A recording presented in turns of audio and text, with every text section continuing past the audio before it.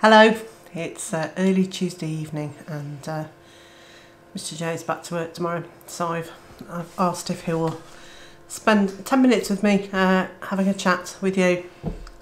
Yes, having a chat with you, with her, with me. I'm And confused already. Before we have to go and put animals to bed and do things like eat.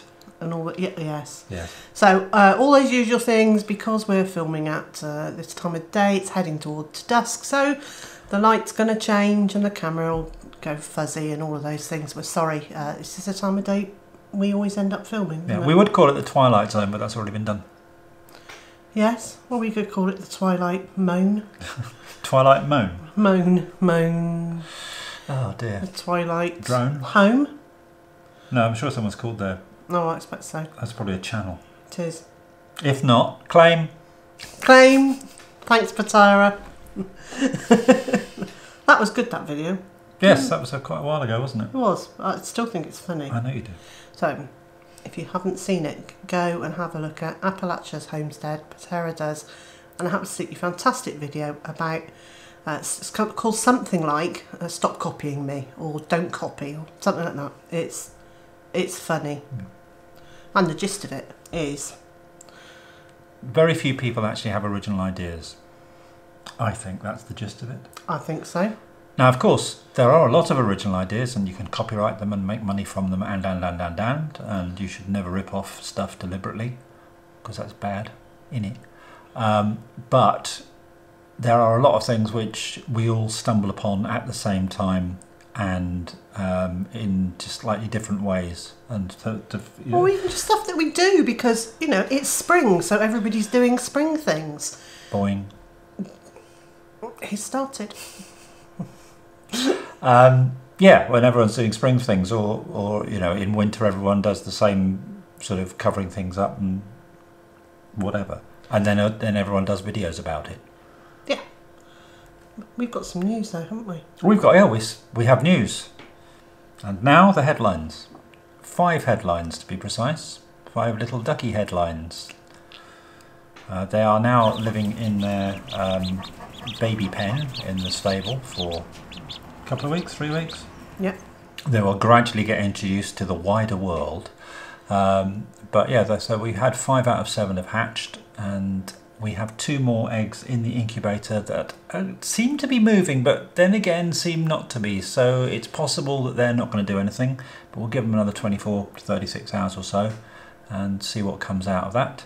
So that's good, yeah. That's New good. ducks, and they're all homegrown. They're all home. You know, I've actually been out and congratulated the proud parents. Not that we know which one the mothers are. It'd be one of those 6. Be one of those 6. Or, we or think 6 of those 6. 5 of those 5 6. of those. Can't be all 6 of them.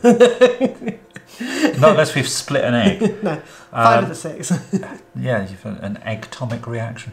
And we assume that the current drake in the flock is the father, although it could actually be one that we had for dinner.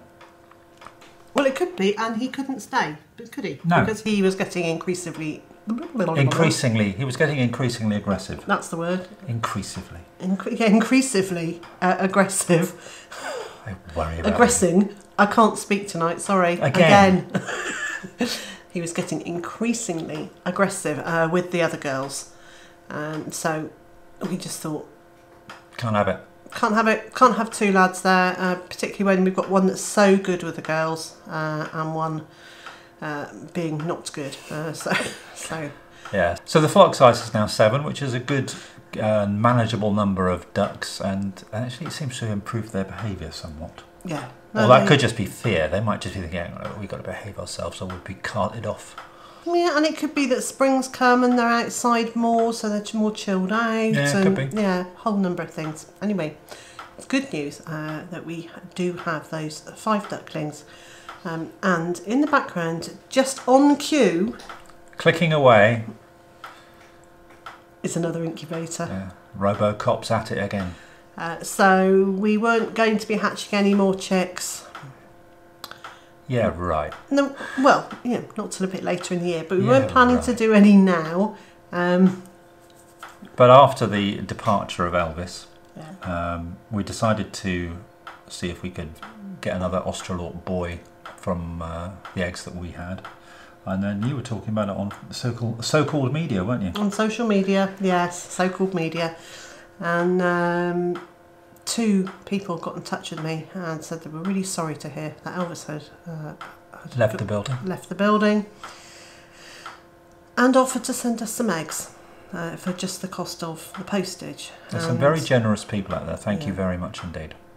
So we now have 14 donated eggs in the incubator. 4 that I'm pretty sure are Australorps, and it seems a shame to only put 18 eggs in the incubator. So I've also filled it up with a whole load of Jersey Giant eggs and other eggs from Big White's flock. So in theory the babies will either be black or they'll be white, so we'll know which flock to get them into.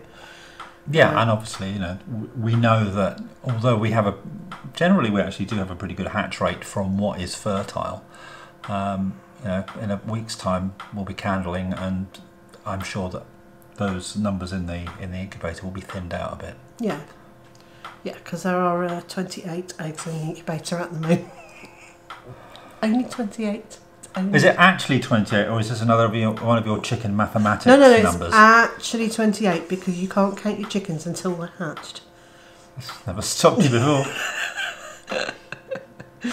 So that will be happening, and then after I put those in, or after we got them to put in, when I spent that time with the babies that are out in the field, in Big White's field, there are 3 black chickens there. One I know is definitely an Australorp, and the other 2 we don't know. So I've spent quite a bit of time watching them really closely, and I'm beginning to think.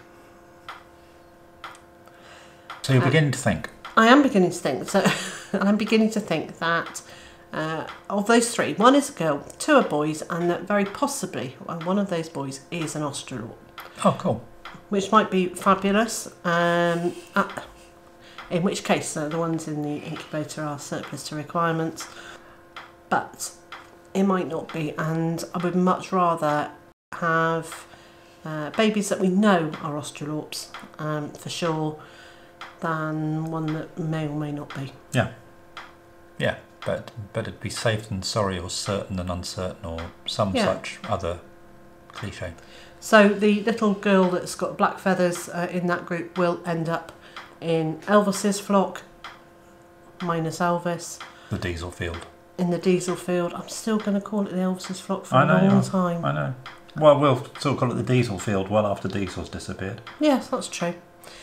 So the little black feathered girl will go into that field, and the boys we will make a decision about in due course. Yeah.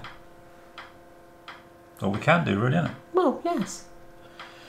So the light is going completely. Well, no, not completely. Obviously, it's not. Where are you? Oh, there you are. We're going to need to finish our drinks. And that wasn't in the least bit contrived, was it? And keep talking because he's got a mouthful of coffee. Head outside and put the animals to bed, double check on the 5 little ducklings. Can you say it without pulling a face? 5 little ducklings.